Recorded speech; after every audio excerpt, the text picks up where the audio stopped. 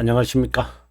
이것이 신앙 고백이다 시리즈 7권 중 세 번째 책 하이델베르크 교리 문답서 제2주일의 제3문 제2주일의 주제가 비참함에 관한 인간의 비참이겠죠. 그리고 사문이 오늘 우리가 벌써 70페이지에 이렇게 되어졌는데요. 70페이지로 여러분과 함께 가서 제가 어떻게 주석하고 있는지 한번 보도록 하겠습니다. 자, 그러면 여러분 함께 70페이지로 가죠. 예, 우리가 이 책의 70페이지로 왔습니다. 우리가 지난 시간에 인간의 비참함은 어디서 알 수 있나 라고 했을 때 율법이다 라고 했습니다. 자, 그러면 이 율법은 우리에게 무엇을 요구하나 라는 질문이 사문의 내용입니다. 자, 율법은 다른 말로 한다면 하나님의 말씀 이렇게 할 수 있겠습니다. 그리스도께서 우리에게 가르치는 것은 간략하게 마태복음 22장 37절부터 40절 내 마음을 다하고 목숨을 다하고 뜻을 다하여 주 너의 하나님을 사랑하라 하셨으니 이것이 크고 첫째 되는 계명이요 둘째도 이와 같으니 그 다음 넘어가서요 내 이웃을 내 자신같이 사랑하라 하셨으니 이 두 계명이 율법과 선지자의 강령이다. 보통 우리가 구약 성경을 이야기할 때에 토라 그 다음에 우리가 여기서 방금 나온 우리가 선지서 그 다음에 우리가 말하는 이제 시편을 비롯한 시가서들을 두루 말하죠. 우리가 엠마오로 가는 두 제자에게 이 말씀을 주님 하셨잖아요. 보통 구약 성경이라고 할 때에 이제 그리고 이제 율법 특별히 이제 구약 성경을 이야기할 때에 이 세 개를 말하지만 토라를 말하는 경우가 많아요. 선지자들은 이 토라의 말씀, 모세오경이죠. 모세오경을 해석을 해서 삶에 적용한 것이고, 그리고 이 토라의 말씀을 따라 살아가면서 삶에서 직면되어지는 내용들이 시편으로 이제 고백, 노래, 간정, 이런 찬양, 이제 이렇게 되어지는 거니까 주로 이제 율법이라면 이제 이렇게 되겠죠. 자, 그럼 한번 보겠습니다. 하나님의 율법, 즉 말씀은 선택된 자에게 구원을 위해 필연적으로 알아야 하는 것, 믿어야 하는 것, 준수해야 하는 것을 명시한다. 신앙고백서 우리가 1장이 성경에 관한 건데 아주 10개의 항목을 통해서 우리들에게 잘 설명하고 있죠. 구원을 위한 책이다. 율법, 즉 하나님의 말씀은 이렇게 되어 있습니다. 두 가지인데요. 하나는 믿음과 순종입니다. 하나님을 어떻게 믿어야 할 것인가, 그리고 그분의 말씀을 따라 어떻게 살 것인가, 이 두 가지를 우리에게 말하고 있습니다. 하나님의 의지 전부를 담고 있다. 구원을 위해 믿고 가르침을 받아야 할 책이다. 우리가 벨지카를 우리가 늘 살폈습니다만은 이 벨지카 이게 7항이잖아요. 1항부터 시작을 해서 이 7항까지 전체가 성경에 관한 거예요. 정경, 변경이 있고 그 다음에 외경이 있고 그 다음에 하나님에 관하여서 그리고 믿어야 할 것. 이제 마지막 이제 7항에서 그 말씀을 하고 있는데요. 이렇게 그 벨기카에서 성경을 아주 중요하게 다룬다는 것을 기억하는 것도 중요하리라 봅니다. 우리는 하나님의 율법을 십계명으로 단순히 제한해서는 안 된다. 율법은 대체적으로 지난 시간에 잠깐 봤습니다만은 의식법, 도덕법, 시민법으로 나누어진다. 도덕법의 요약은 십계명이다. 네. 그럼 십계명의 요약은 무엇이죠? 앞서 이야기했던 예수님께서 하나님을 사랑하고 그리고 이웃을 사랑하라 라고 되어 있습니다. 사무는 논리상 도덕법에 해당된다고 본다. 여기서 제가 하나 갑자기 이제 떠올라서 여러분에게 말씀을 드립니다만은, 네, 우리가 에덴 동산에서요, 에덴 동산에서 하나님께서 우리들에게 두 가지 법을 주시잖아요.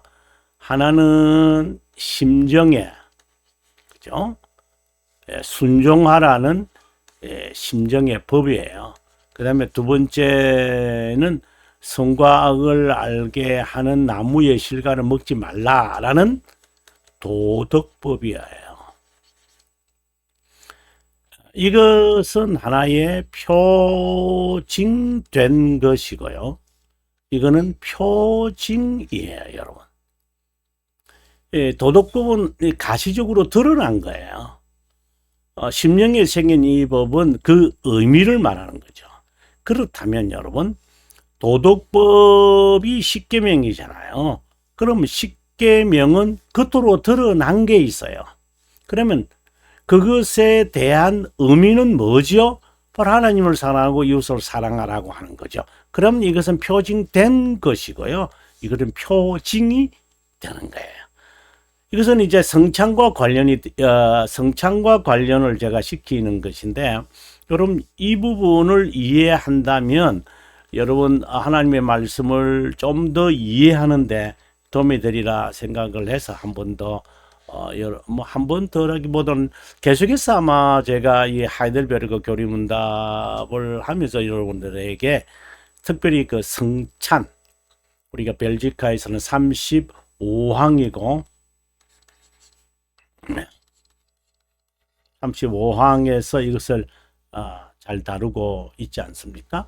그래서 그것을 할 때도 그렇고, 그 다음에 제가 이제 여기 하이델베르크 교리문답서 주성하는 데서도 자세하게 제가 설명하도록 하겠습니다. 도덕법은 둘로 나뉘는데, 하나는 하나님께 드리는 예배를 순전한 믿음과 경건으로 드리라는 명령이고, 또 다른 하나는 진정한 애정으로 인간을 수용하라는 것이다. 자신의 삶을 하나님의 의지에 일치하여 의를 구현하라는 영원한 명령이다. 의를 구현, 즉 실천하라는 것이다. 또 도덕법은 두 번째는 생명의 언약이라고도 불리워진다. 행위 언약이다. 우리가 행위 언약, 사실상 언약 이렇게 하면 되는데, 이제 웨스트민스터에서는 이제 이렇게 설명을 하니까, 네, 이것을 생명의 언약이라고도 불린다. 왜냐? 순종할 때 생명이 약속되고 어겼을 때 죽음이 따르기 때문이다.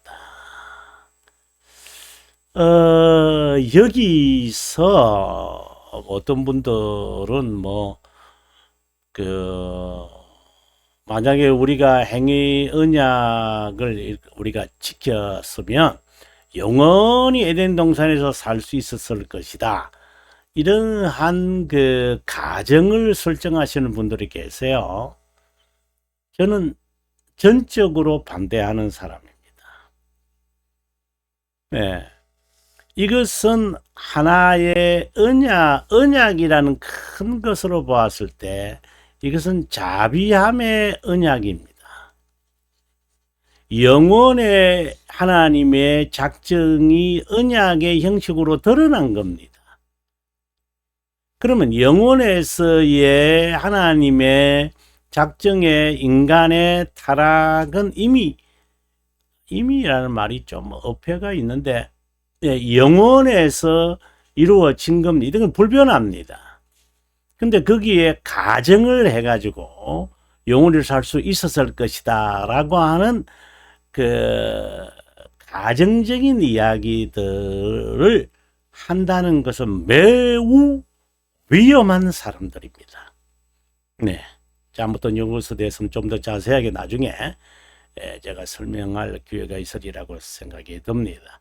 언약은 순종을 조건으로 하나님께서 인류의 대표자인 아담과 맺은 것이다. 근데 아담이랄 때 개인이 아니잖아요. 공인이거든요. 퍼블릭 퍼슨이에요. 그리고 인류의 대표잖아요. 젠터티브 이거거든요. 인류의 대표자로 이것도 그렇죠. 영원에서 하나님이 계획하신 것을 아담에게 명령을 내리는 것이잖아요. 네. 그런데 아마 아담과만 맺으시 이런 그것은 하나님의 영원성 제가 아주 강조하는 것이죠. 이터너티. 이것을 전혀 인정하지 않겠다는 거잖아요. 죄송합니다. 이터널이 아니고 이터너티. 전혀 인정하지 않는다는 거잖아요. 영원성을 인정을 한다면 이런 말 자체가 별 의미가 없죠. 개인적으로 했다. 아니 영원에 계시는 하나님이 인류의 역사의 시간을 동시에 보시는 분께서 아니 그 한 사람만 탁 집어가지고 너하고 내가 계약 이런 그 이단의 사설에 물론 아무도 넘어지지 않겠지만 의지에 순종하라는 구체적인 명령이 포함되어 있다. 언약 신약을 언급할 때 기억해야 하는 것은 영원한 자비함이 선택된 자에게 베풀어지기 위해 시간에 드러난 하나의 형식이다. 아주 중요한 이야기입니다. 이게 돌토레이터 449에서 450에 나오는 요 내용인데요. 우리가 한번 보고 보도록 하겠습니다. 예, 돌토레이터 449페이지입니다. 그죠? 449페이지입니다. 언약은 영원에서 하나님께서 선택한 자를 향한 작정한 것이 시간에 드러나는 것이다. 그분과의 관계를 말하는 것으로 혼인관계와 같은 것이다.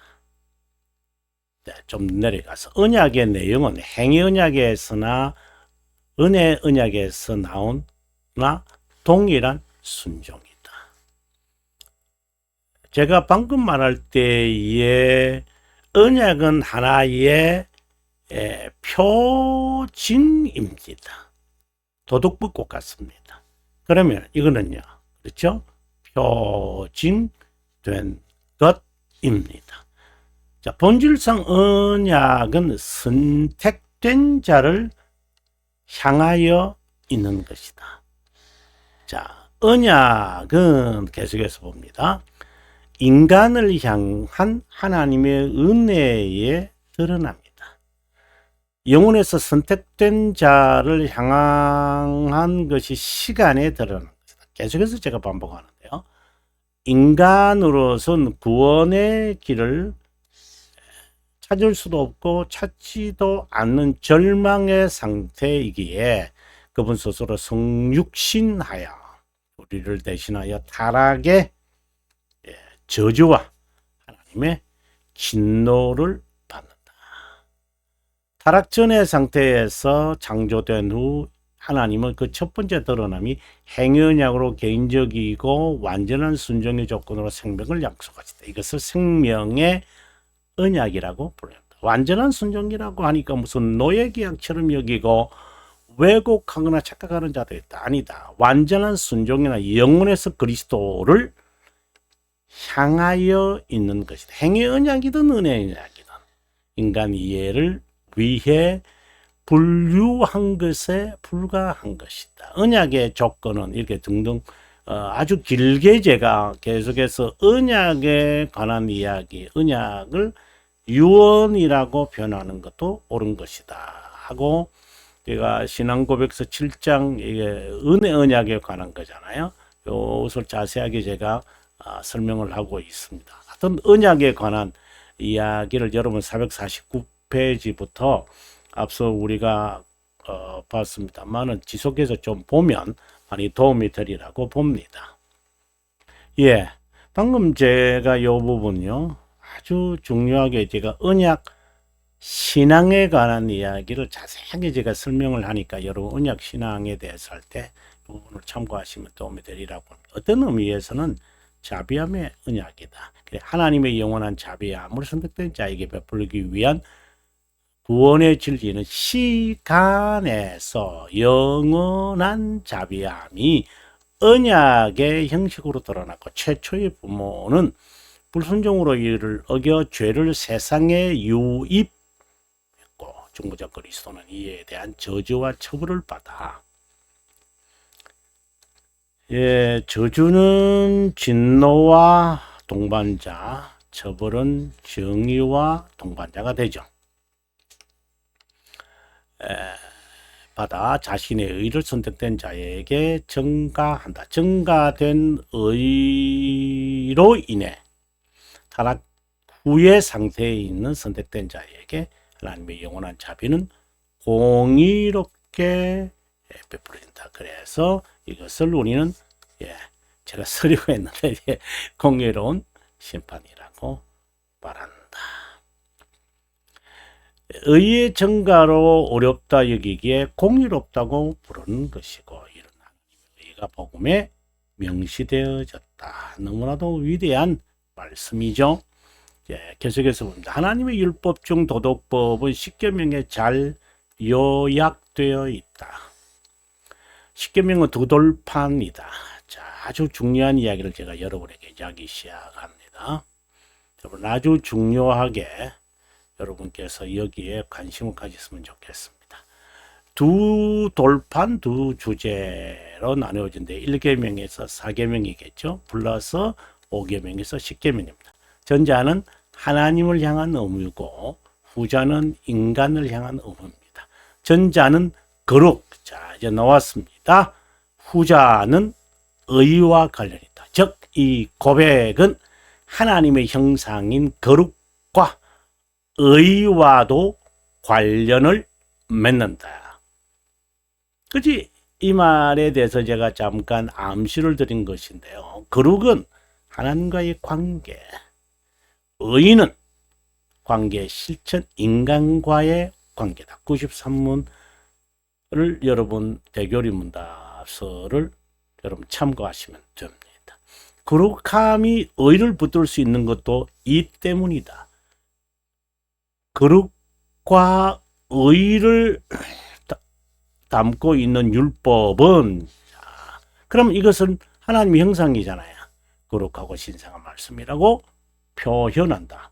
하나님의 형상은 하나님과의 교제를 위한 거잖아요. 그래서 우리의 비참함에 우리의 이 전장을 정확하게 규명하고 있는 것이죠. 하나님께서 우리에게 요구하는 의무는 하나님의 의지에 순종하는 것이다.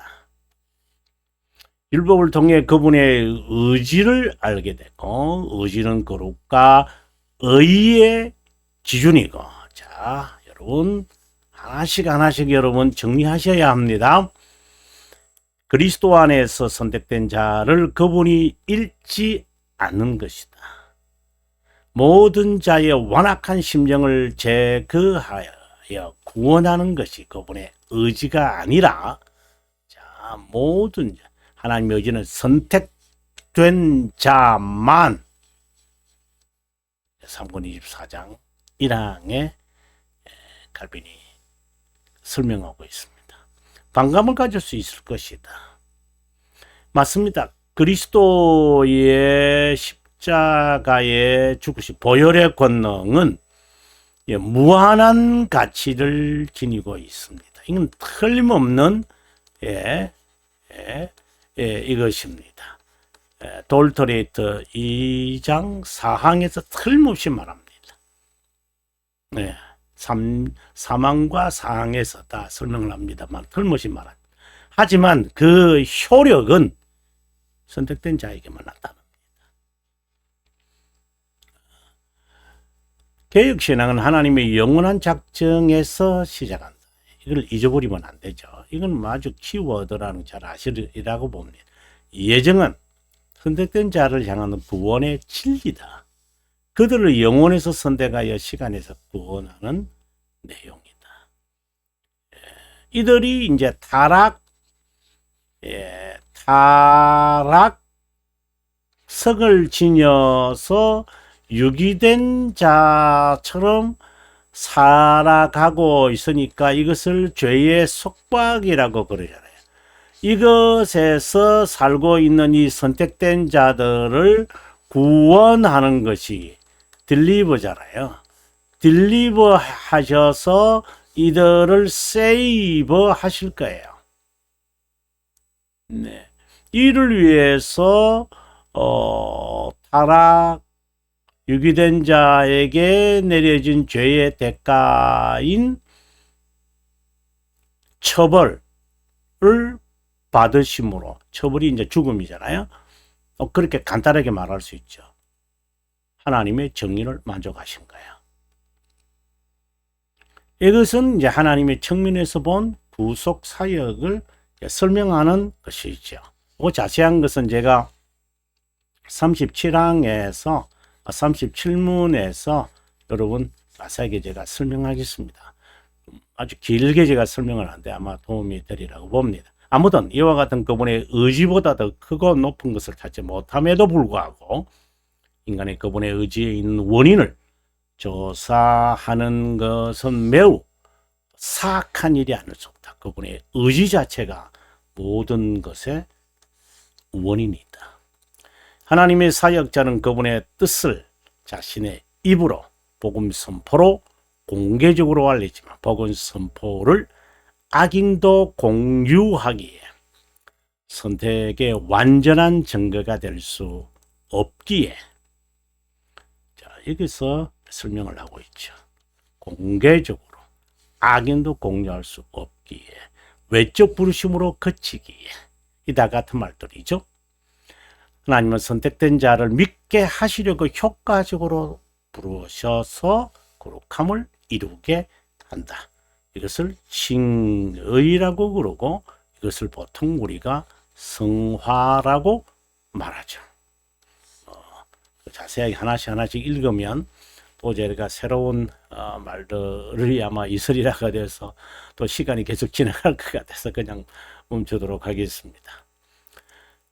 그분의 의지는 청렴한 모든 행동의 기준이고 그분만이 우리의 삶의 주인이기에 우리가 그분에게 행하여야 하는 것은, 근데 맹종하고 달라요. 여러분, 이거하고 우리가 생각하면 안 되리라고 봅니다. 예수님께서 모든 율법을 한마디로 요약하셨는데 바로 사랑이다.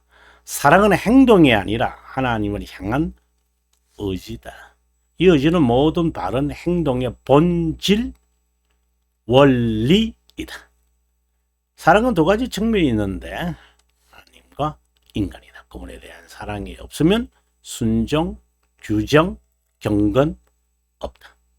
그분에 대한 사랑은 인격, 존재적이야. 쉽게 말한다면 진심과 진실해야 한다. 그러니까 영어로서는 in truth가 되겠죠. 두 마음을 품어서는 안 된다.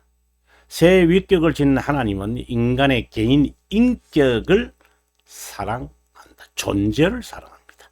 우리가 하나님에 대한 지식이 없는데 우리 자신에 대한 지식이 있을 수 없고, 정말 멋있는 말이라고 제가 봐도 멋있습니다. 자, 인간은 사랑의 형식으로 겉으로 드러낸다. 이것은 인간의 의무다. 의를 이루는 거죠. 사랑의 형식이다. 의식이나 예식으로 드러나지만 그것에만 만족하면 안 된다. 왜요? 이것은 그것이란 말은 표징을 말하는 것이니까요. 이 부자청리를 보면 잘 드러나죠. 내가 계명 다 지켰다. 표징지켰다는 거잖아요. 그 표징된 것은 그에게 부족하죠. 그래서 내게 한 가지 부족한 것이 있으니 내 재물을 팔아서 가난한 자에게 나누어 주고 너는 나를 쫓아라. 어떻게 하면 영생을 얻을 수 있습니까? 라고 하는 것에 대한 주님의 답변은 표징과 표징된 것으로 알 수 있으리라 믿습니다. 여러분 오늘 여기까지 할까요? 네. 다음 시간 여러분과 함께 하이델베르크 오문을 공부하기로 하고 저는 여기서 인사드리겠습니다. 긴 시간 동안 감사합니다. 남은 시간 동안 행복하십시오.